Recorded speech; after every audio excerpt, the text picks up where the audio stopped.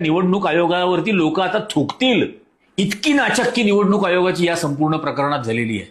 निवडणूक आयोगाने महाराष्ट्रामध्ये एक सफाई कर्मचारी ठेवलाय, देवेंद्र फडणवीस. म्हणजे निवडणूक आयोगाने कितीही घाण केली तरी ती घाण साफ करायला हा येतो देवेंद्र फडणवीस. म्हणजे त्याला एवढं कळत नाही, एवढी अक्कल नाही की लोकसभेमध्ये सरकारने सांगितलं की आयोगाला विचारलेल्या प्रश्नांना आम्ही उत्तर देऊ शकत नाही, आयोगानेच उत्तर द्यावं. आणि हे महाशय सफाई कर्मचारी आले पुढे.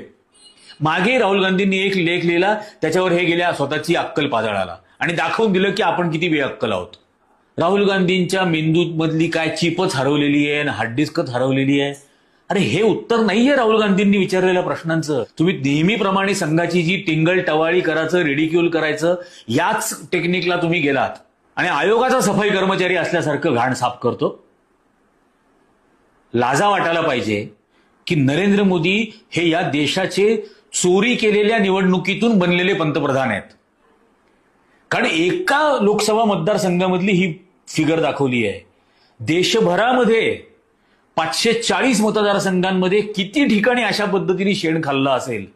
दरोडा घालता, लोकशाहीवरती दरोडा. आणि असं हे दरोडेखोरांचं सरकार बनतं देशात. ही लोकशाही आपल्यालाच वाचवायची आहे आणि वाटेल ती किंमत देऊन आपण वाचवूयात.